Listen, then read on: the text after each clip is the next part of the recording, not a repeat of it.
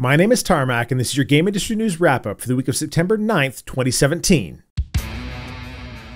Destiny 2 has just had its official launch and peaked somewhere around 1.2 million concurrent players, according to their official Twitter account. All of this amid controversy surrounding shaders in the game. Shaders are a method of recoloring your gear and were items that you could use as often as you wanted in Destiny 1, but in Destiny 2 they're consumables which can be received from grinding, or you can buy them. Oddly, a good number of Destiny 2 players are supportive of the new system because it gives them something else to shoot for after they've seen the bulk of the game content. Normally, once you've seen everything a game has to offer, it's a good idea to go try out another game, something we have no shortage of. But apparently it's more fun for some folks to grind out shaders. As a former WoW addict, I feel for you all. Trust me when I say it's better on the outside. In an interview with Tech Syndicate at PAX, Pete Hines let slip that Bethesda has a game that will be coming out in 2017 that has as yet been unannounced. He declined to comment further on any details of said game. Shortly thereafter, via Twitter, Hines stated that, quote, "I probably just had a concussion from the beating I took online and was rambling. Ignore," end quote, in response to a tweet about the unannounced game. I have to say, it is oddly specific to say you have another unannounced game coming out this year and then tell people to ignore it. Seems more than a little likely that this would be to temper hype. If I were to take a guess, it's Skyrim for the Nintendo 64.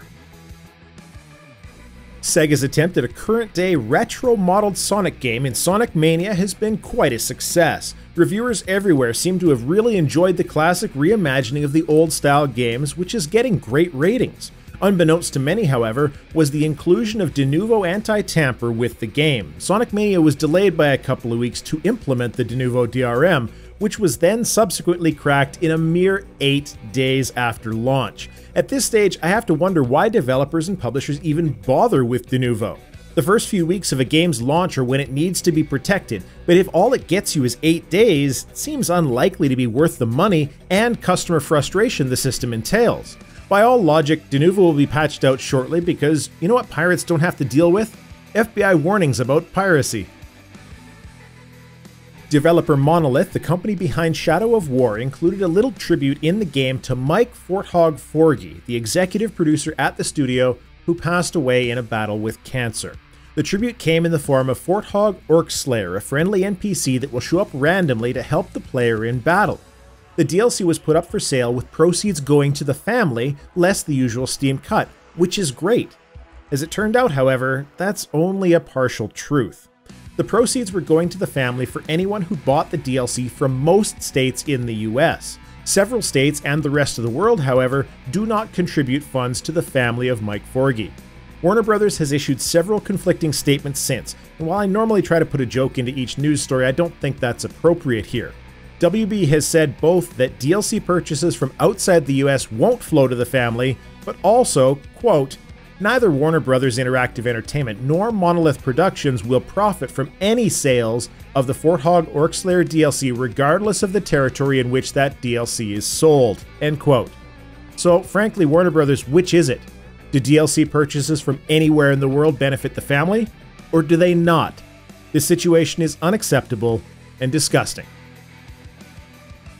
Valve got temporarily blocked in Malaysia because of a nifty little game called Fight of Gods. Fight of Gods has you take the role of one of a number of gods in a Mortal Kombat style fighting game, with such amazing things as Jesus using parts of his cross to beat up other gods. The developers of the game claim that no Malaysian authorities contacted them in regard to this issue. Valve elected to remove the game from sale in Malaysia and has since been unblocked in the country for the most part. It is likely the inclusion of Buddha getting his tuchus handed to him by Jesus in the game's trailer contributed to the block. Given that Buddhism is commonly associated with nonviolence, one can see why the close to 20% Buddhist country might have a problem with it. But more importantly than that, why won't anyone think of the worshippers of Odin? And finally, Blizzard Entertainment has announced the opening of the new Blizzard Arena in Los Angeles. The arena was custom designed according to Blizzard and built with amenities to accommodate top esports competitors and their fans. The Overwatch Contenders Playoffs will be running the weekend of October 7th and 8th and will be effectively the grand opening of the new arena. Now, I did a bit of searching because I wanted to see where this custom design structure is located, how big it was and such, because the press release really made it sound impressive. And a lot of gamers were a bit stunned that Blizzard would build a full-scale arena to support the Overwatch League. As it turns out, they're leasing from Burbank Studios, which is a studio space for TV and movie production, which will have an upper capacity of around 450 spectators. The same place Days of Our Lives has been recorded for the last 52 years, actually, and if it's good enough for Days of Our Lives, it's good enough for Overwatch. Your game releases for the week of September 10th to 16th are as follows. September 14th hails the release of Divinity Original Sin 2. The isometric RPG from Larian Studios is done in the style of the pen and paper RPGs of old, but with great graphics, no microtransactions, and it's also got local and online co-op. Original Sin Twice releases on PC via Steam and GOG. I've seen some talk of PS4 and Xbox, but could find no confirmed release date for those yet.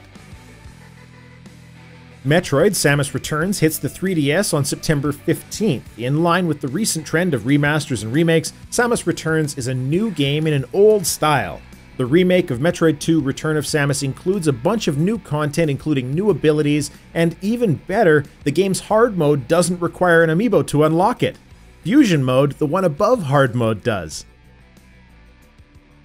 And last but not least, Dishonored Death of the Outsider also releases on September 15th. Death of the Outsider is a standalone game in the Dishonored universe, following the story of Billy Lurk in her quest to kill the Outsider. I know, I just spoiled the story. The game runs on the Dishonored 2 Void engine and will be available on PC, PS4, and Xbox One. Somehow, 41 PlayStation gamers have already rated it 4 out of 5, despite the game not being out yet.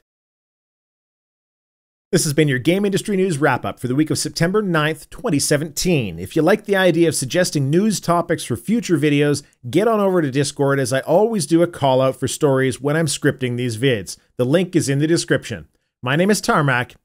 Thanks for watching.